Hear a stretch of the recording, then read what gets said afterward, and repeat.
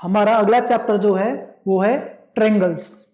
इसमें एक basic proportionality theorem है जिसे हम लोग थेल्स थ्योरम भी कहते हैं। मतलब ये लाजवाब है, इसी से क्वेश्चंस बनते हैं थ्योरम्स के, मतलब ट्रायंगल्स के।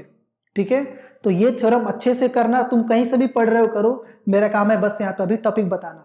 लास्ट मोमेंट है, जो जो मैं टॉपिक बता रहा हूँ बस वही करके जाना, पूरे नंबर आएंगे तुम्हारे।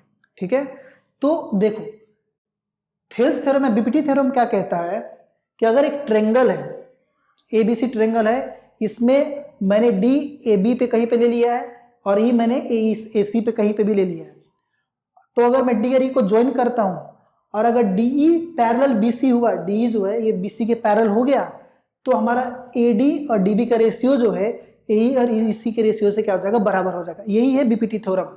देख लेना कैसे प्रूव करना है, डायरेक्ट आता है एग्जाम में, स्टेट बीपीटी थ्योरम या फिर state Thales theorem and prove it, ऐसे करके आते हैं। तो ये स्टेट करना है फिर उसके बाद प्रूव करना है। ठीक है, मैं ये नहीं बोल रहा हूं कि मेरा वीडियो जाकर देखो, तुम कहीं पे भी पढ़ो कोई तकलीफ नहीं है, लेकिन जो मैं बोल रहा हूं एटलीस्ट ये करके जाना मेरे भाई। ठीक है, अब इसका कन्वर्स क्या होता है, तो कन्वर्स होता है कि जैसे अगर ये पैरेलल है तो रेशियो बराबर हो गया, तो कन्वर्स क्या होगा, अगर रेशियो बराबर है तो पैरेलल होगा। वही लिखा है मैंने, देखो if AD upon DB equals to A upon EC then D parallel BC, खत्म। दोनों ही करके जाना एग्जाम के लिए। ठीक है, चलो अब अगला चीज देखो, ये तो बेसिक सा चीज है भाई, फिर मैं बता दे रहा हूं। अगर कोई ट्रायंगल के दो साइड बराबर होंगे मतलब आइसोसेलेस होगा, तो उसके बेस एंगल्स क्या होते हैं, बराबर होते हैं। यानी कि if A B and B C are equal then angle B and angle C are also equal, खत्म। अब इसका कन्वर्स, अगर बेस एंगल्स बराबर है तो फिर दोनों साइड्स बराबर होंगे, उसके ऑपोजिट साइड्स। क्लियर हो गया ये चीज। अब तुमको ट्रायंगल्स के बारे में अगर समझना है तो तुमको दो चीज समझना होगा, और एक होते हैं कॉन्ग्रुएंट ट्रायंगल्स, एक होते हैं सिमिलर ट्रायंगल्स। कॉन्ग्रुएंट मतलब कि ऐसा कि एक के ऊपर दूसरे को रख दो ना तो पता ही नहीं चलेगा एक है कि दो है, तो ऐसे को मतलब शेप साइज दोनों सेम हो जाएगा कॉन्ग्रुएंट ट्रायंगल्स। इसके कुछ कुछ रूल्स है, तुम लोग पढ़े होगे, नहीं तो कहीं से भी पढ़ रहे हो पढ़ो, लेकिन ध्यान में रखना इस बात को।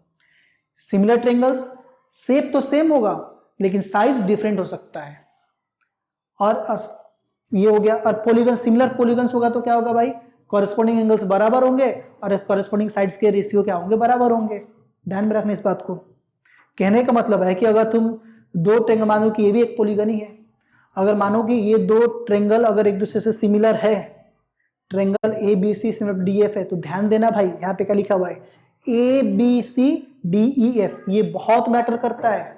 ए डी और बी ई और सी एफ ये सिमिलर है, इसका मतलब कि ए डी के बराबर हो जाएगा, बी तुम्हारा ई के बराबर हो जाएगा और सी तुम्हारा एफ के बराबर हो जाएगा, और इसके कॉरेस्पॉन्डिंग रेशियोज भी क्या होंगे, फिर साइड्स के बराबर होंगे। कहने का मतलब कि सी के अपोजिट में क्या है, ए बी है, और सी किससे बराबर था, एफ के बराबर, तो एफ के अपोजिट में क्या है, डी ई है, तो A B upon D E लेना है, तो ए बी अपन डी ले लिया।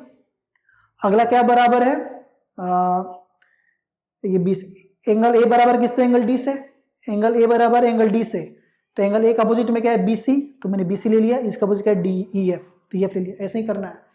ऊपर में जो तुम एक ट्रायंगल, पहले वाला ट्रायंगल लोगे ऊपर में सबको वही लेना है, और नीचे में दूसरा ट्रायंगल हो तो वही, तुम नीचे वाले को ऊपर भी ले सकते हो, ऊपर वाले को नीचे भी ले सकते हो, किसी को कोई नहीं फर्क पड़ने वाला है। लेकिन अगर ऊपर रखते हो तो सब एक ही ट्रायंगल को ऊपर रखना, नीचे एक ही ट्रायंगल का नीचे रखना, बस चैप्टर खत्म। अब क्या करेंगे, सब्सक्राइब करेंगे और अगला चैप्टर पढ़ेंगे। ठीक है।